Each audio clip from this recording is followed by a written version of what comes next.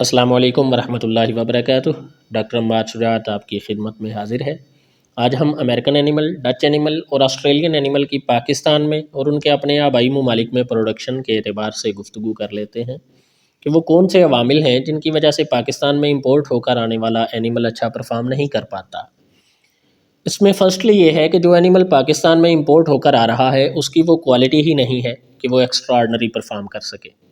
Secondly travelling stress है, और during travelling जो एनिमल को फीड दी जाती है उससे एनिमल का अपना बॉडी स्कोर ही मेंटेन करना मुश्किल है, और स्ट्रेस की वजह से भी आकर एनिमल अपना प्रोडक्शन नहीं दे पाता।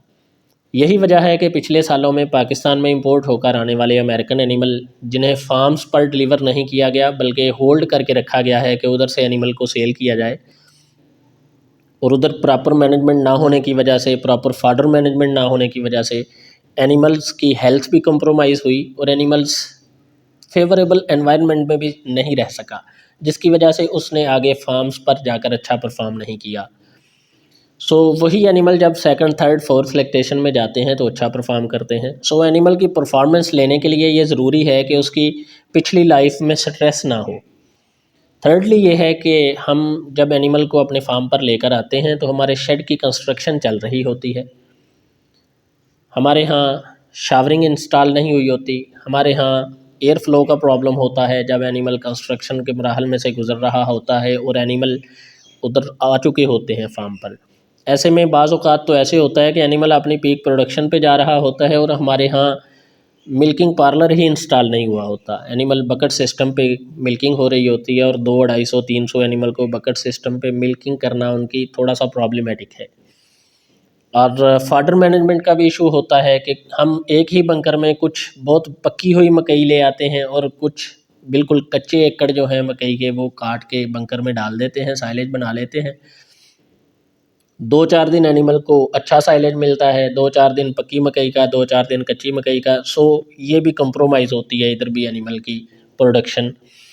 और बाज़ औक़ात तो एनिमल का रिकॉर्ड ही प्रॉपर नहीं होता कि वो कब काव करेगा। क्लोज़अप मैनेजमेंट भी कंप्रोमाइज़ होती है, पोस्ट काविंग इश्यूज़ भी होते हैं कुछ एनिमल्स के साथ, उनकी मैनेजमेंट के भी प्रॉब्लम आते हैं जिनकी वजह से एनिमल की परफॉर्मेंस कंप्रोमाइज़ होती है।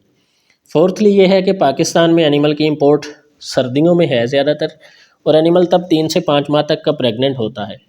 ऐसे में एनिमल या तो गर्मियों के शुरू में काव करेगा या फिर गर्मियों के मिड में, और गर्मियों में काव करने वाला एनिमल जो है उसकी प्रॉपर प्रोडक्शन नहीं होती, ना ही एनिमल गर्मियों में आसानी के साथ प्रेग्नेंट होता है।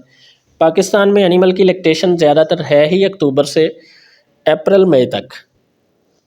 इसी दौरानिए में एनिमल से दूध भी लेना है और इसी दौरानिए में एनिमल को प्रेग्नेंट भी करना आसान होता है। गर्मियों में चूँकि प्रेगनेंसी के डिज़ायर्ड रिज़ल्ट्स नहीं मिलते, ऑस्ट्रेलिया और न्यूज़ीलैंड जिसकी मिसालें हमें दी जाती हैं कि उसका मौसम पाकिस्तान के साथ मिलता जुलता है, वहाँ भी सीज़नल ब्रीडिंग है। वहाँ पे भी हालांकि ज़्यादातर फार्मर मेटिंग के ज़रिए, बुल मेटिंग के ज़रिए एनिमल को प्रेग्नेंट करते हैं, और उधर भी सीज़नल ब्रीडिंग है।